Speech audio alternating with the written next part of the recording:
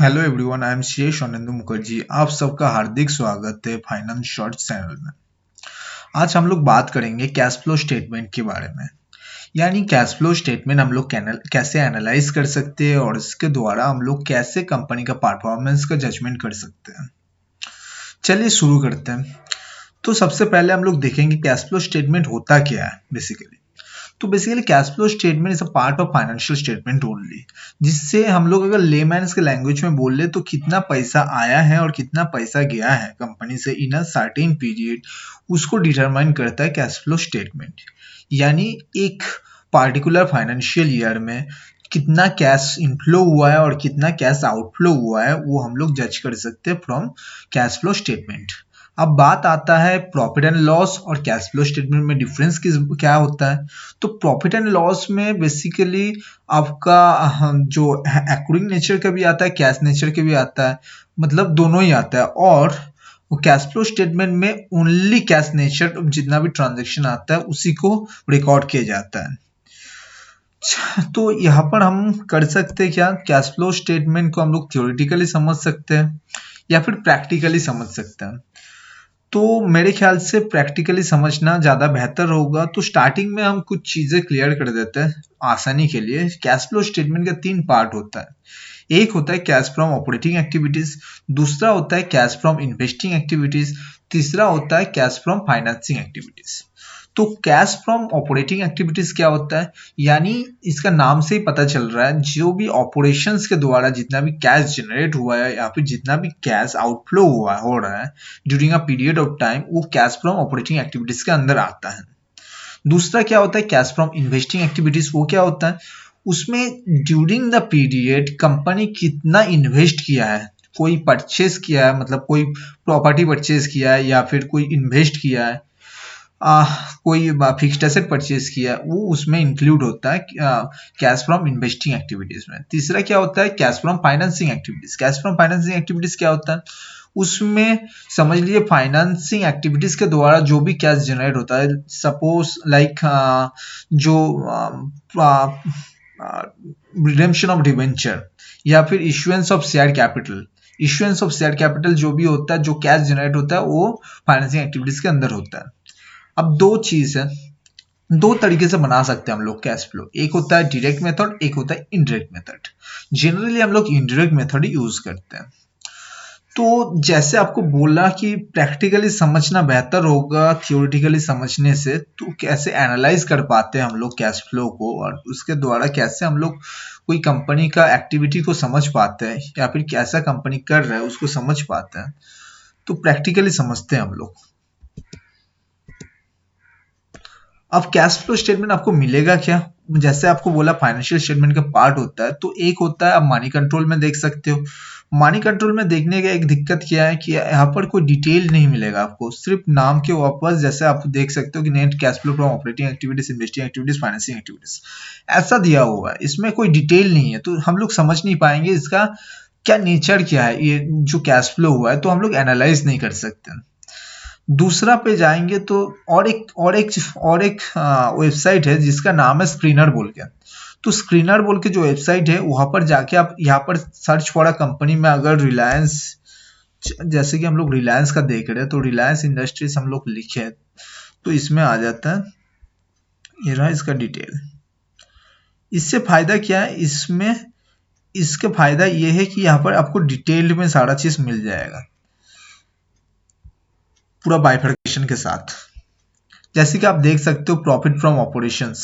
Generally क्या होता है, जनरली कैश फ्लो जब बनता है ना, तो वो नेट प्रॉफिट से स्टार्ट करते हैं। जैसे हम लोग मैंने बोला इनडायरेक्ट मेथड अप्लाई होता है, तो नेट प्रॉफिट से स्टार्ट होता है, लेकिन ये नेट प्रॉफिट नहीं है, प्रॉफिट फ्रॉम ऑपरेशन से, यानी ऑपरेटिंग प्रॉफिट है।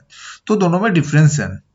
तो आप अगर रिलायंस का साइड में जाएंगे और वहां पर आप देखेंगे, तो यहाँ पर देखेंगे ये रहा नेट प्रॉफिट बिफोर टैक्स का एरिया से स्टार्ट कर रहे हैं लोग। लेकिन हम लोगों को कंपैरिजन करना है 4-5 साल का, देखने के लिए कंपनी कैसे ग्रोथ कर रहा है, तो इसलिए मैं ये फिगर देख रहा हूँ फिलहाल के लिए स्क्रीनर। तो यहाँ पर जैसे देखेंगे प्रॉफिट फ्रॉम ऑपरेशंस लगभग सेम है, 2 साल का, मार्च 19, मार्च 20 अगर देखेंगे तो अब यहाँ पर क्या है, रिसीवेबल्स नेगेटिव फिगर का मतलब क्या होता है? रिसीवेबल्स नेगेटिव फिगर का मतलब है रिसीवेबल एस ऑन 31 मार्च 20 में फिगर घटा है फ्रॉम एस 31 मार्च 19, यानी ये कंपनी के लिए अच्छा है। नेगेटिव होना इसका मतलब ये नहीं है कि खराब है। क्यों अच्छा है?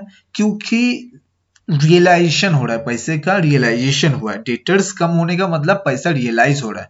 अब क्या पंगा है? अब अगर बोलोगे कि इसका इसका अगर बोले कैसे हम लोग इसको जस्टिफाई कर सकते हैं? जस्टिफाई करने का तरीका ये है, अगर आप इनका फाइनेंशियल देखोगे, फाइनेंशियल में देखो आप, इनकम देखिए, इनकम में कोई कमी नहीं है, इनकम में कोई कमी नहीं है। टोटल इनकम देखोगे या फिर रेवेन्यू फ्रॉम ऑपरेशंस देखोगे तो इसमें कोई कमी नहीं है। अब देख सकते हो 6,11,645 करोड़ का रेवेन्यू है, पहला था 583,09 करोड़ का। तो ऑब्वियसली रेवेन्यू बढ़ा है, फिर भी आपका ट्रेड रिसीवेबल घटा है। इसका मतलब ये है कैश रियलाइज कर पा रहा है बिजनेस से, तो अच्छा है वो कंपनी के लिए। दूसरा क्या है? दूसरा हम लोग देख रहे थे तो दूसरा है इन्वेंट्री। इन्वेंट्री भी लगभग लगभग सेम है, देख पा रहे।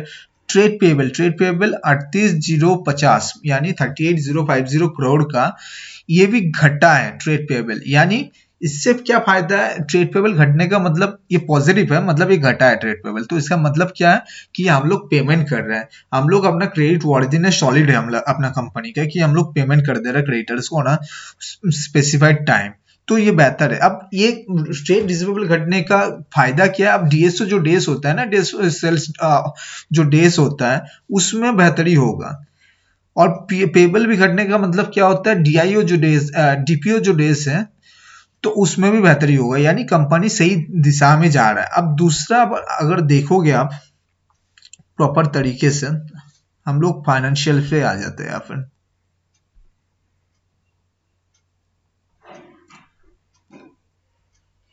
आगे ये रहा, यहाँ पर देखेंगे आप net cash flow from operating activities पहले था 42,346 करोड़, वो बढ़ के हो गया 98,074 करोड़।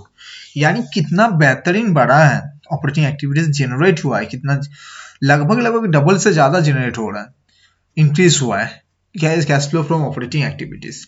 तो ये company is on the right track, ये हम लोगों को समझ में आ रहा है, पहला चीज ऑपरेटिंग एक्टिविटीज से। दूसरे में आता है इन्वेस्टिंग एक्टिविटीज। तो इन्वेस्टिंग एक्टिविटीज में हम लोग देखेंगे तो लगभग लगभग सेम दिखेगा। हम लोग plant and equipment, property, PP में इन्वेस्टमेंट किया हुआ है 76,000 का। डिस्पोजल फ्रॉम प्रॉपर्टी मतलब बेच के जितना पैसा आ रहा है। अदर इन्वेस्टमेंट में परचेस है, कितना ज्यादा बड़ा है। अब अगर अदर इन्वेस्टमेंट में देखोगे, देखिए इन्वेस्टमेंट परचेस देखिए, यहाँ पर 533,984 से अभी बढ़ के लगभग लगभग 11,59,270 करोड़ हो गया। तो इन्वेस्टमेंट में बहुत ज्यादा तरीके से पैसा डाला गया है परचेस ऑफ अदर इन्वेस्टमेंट्स में। आप नेक्स्ट क्या है? Proceeds from sale of financial asset including advance receipt. इसमें भी मैं देख रहा था यहाँ पर जैसे अदर इन्वेस्टिंग आइटम्स, ये वही चीज है यहाँ का जो डाला हुआ है, process from sale of financial asset including advance receipt. तो यहाँ पर देखेंगे तो यहाँ पर भी देखिए जो प्रोसीड्स हुआ है ना, इसमें सबसे ज्यादा इंक्रीज हुआ है। मतलब ये जो अदर इन्वेस्टिंग एक्टिविटीज है, यानी आपका process from sale of financial asset, यानी during this last 2 years financial asset अच्छा खासा वॉल्यूम में बेचा गया है, एंड एडवांस रिसीव्ड भी अच्छा खासा वॉल्यूम में मिल रहा है।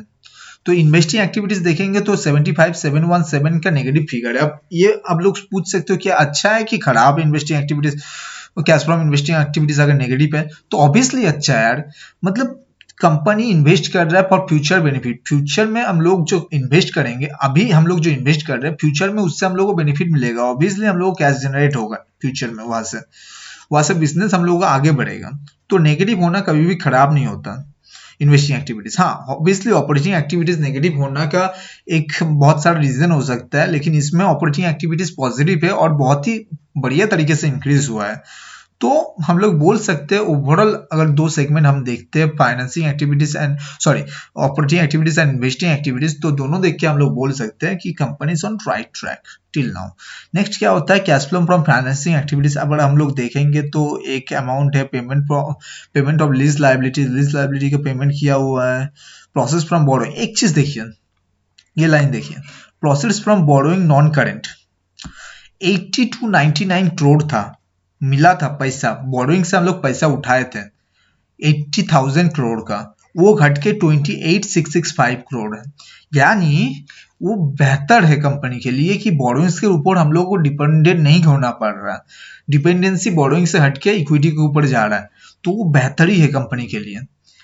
ऑब्वियसली जितना बोरोइंग्स बढ़ता है उतना इंटरेस्ट पेड बढ़ता है। यहाँ पर जो इंटरेस्ट पेड दिखेगा आपको वो बोरोइंग्स के रिफ्लेक्शन है, और जितना बोरोइंग्स घटेगा उतना डेट इक्विटी रेशियो सुधरेगा। तो ऑब्वियसली बोरोइंग्स घट रहा है तो ऑब्वियसली कंपनी के लिए बहुत अच्छा है। तो यहाँ पर ओवरऑल देखेंगे तो और ज्यादा कहीं पे ज्यादा डिफरेंस हम लोग को दिख नहीं रहा फ्लक्चुएशंस। तो obviously net cash flow from financing activities देखिए, पिछले बार 55,906 पॉजिटिव फिगर था, अभी 2541 नेगेटिव फिगर है। अब पिछले बार का पॉजिटिव फिगर होने का रीजन क्या है, आपको जैसे बताया, process from borrowing non current. अब ये अच्छा है कि खराब है? ऑब्वियसली अच्छा है, बोरोइंग्स के ऊपर डिपेंडेंस घट रहा है तो ऑब्वियसली इक्विटी के ऊपर डिपेंडेंस बढ़ रहा है, तो ऑब्वियसली कंपनी के लिए अच्छा है। नेगेटिव हो रहा है, घट रहा है, फिर भी अच्छा है। तो नेट इंक्रीज देखिए, net increase in cash and cash equivalent 19,816 crore का नेट इंक्रीज हुआ है कैश एंड कैश इक्विवेलेंट में। 312 करोड़ पहले था, वो बढ़ के 19,816 करोड़ हो गया। तो obviously company also on the right track and properly operate हो रहा है। अब यहाँ पर देख सकते हो फाइनेंसिंग एक्टिविटीज घटा है, पिछले बार का फाइनेंसिंग एक्टिविटीज में लिक्विडिटी कितना ज्यादा था, लेकिन इस बार फाइनेंशियल एक्टिविटी में लिक्विडिटी इतना कम है, फिर भी net increase in cash and cash equivalent ज्यादा है। क्यों है? उसका रीजन एक ही है, क्योंकि ऑपरेटिंग एक्टिविटीज जो है उससे जो पैसा जनरेट हुआ है वो बहुत ज्यादा है, 9807 करोड़ का है। यानी जो ऑपरेशंस है कंपनी का वो बहुत तगड़ा है। और बाकी कैश फ्लो कैसे होता है, अब जैसे आप देख सकते हो, opening balance of cash and cash equivalent उससे ऐड करते हैं, ऑब्वियसली उससे बाद closing balance of cash and cash equivalent आ जाता है। तो ये ऐसे करके हम लोग एनालाइज करते हैं कैश फ्लो स्टेटमेंट को। तो ये ओवरऑल कैश फ्लो स्टेटमेंट अगर एनालाइज करके क्या पता चला रिलायंस का, कि इसका ऑपरेशंस बहुत तगड़ा है। दूसरा हम लोग क्या एनालाइज कर पाए कि इसका फाइनेंसिंग जो एक्टिविटीज है उससे समझ में आया भाई इनका जो बोरोइंग्स के ऊपर डिपेंडेंस है वो घट रहा है, आहिस्ता आहिस्ता करके इक्विटी ऊपर उसका डिपेंडेंस आ रहा है, तो बढ़िया है। तीसरा क्या है, इन्वेस्टिंग एक्टिविटीज से हम लोग को पता चला कि भाई कंपनी बढ़िया तरीके से इन्वेस्ट कर रहा है चीजों पे, तो ऑब्वियसली कंपनी के लिए बेहतर है। ये वीडियो करने का रीजन एक ही था कि मैं I am basically from one of the big four, I am associated with big four and in transaction advisory. And मैं जब यूट्यूब में गया तो मुझे कहीं पे भी कैश फ्लो स्टेटमेंट एनालिसिस करने का कहीं वीडियो मुझे दिखा नहीं, टू बी वेरी ऑनेस्ट। तो मुझे लगा एक जो इन्वेस्टर है या फिर स्टेक होल्डर है, कैसे कैश फ्लो स्टेटमेंट को एनालिसिस करना चाहिए वो समझ में आना चाहिए। लोग क्या करते हैं, बैलेंस शीट और पीएनएल को एनालिसिस करके छोड़ देता है, तो कैश फ्लो स्टेटमेंट एनालिसिस कोई करता ही नहीं है। लेकिन हालांकि वो सबसे ज्यादा इंपॉर्टेंट चीज है लिक्विडिटी कंसर्न के हिसाब से, कंपनी का कितना क्रेडिट वर्दीनेस है, कितना लिक्विडिटी है कंपनी का, वो कैश फ्लो स्टेटमेंट से दिखता है। तो रीजन यही था कैश फ्लो स्टेटमेंट बनाने का। आपको दूसरा कोई कंपनी का बनाना है तो कमेंट सेक्शन में बताइए, और ये वीडियो आपको अच्छा लगा है तो लाइक शेयर एंड सब्सक्राइब कीजिए प्लीज। एंड आपके समय के लिए बहुत बहुत शुक्रिया। और आपको कोई नया टॉपिक में भी बात करना है तो प्लीज कमेंट सेक्शन में बोलिए। And thank you very much.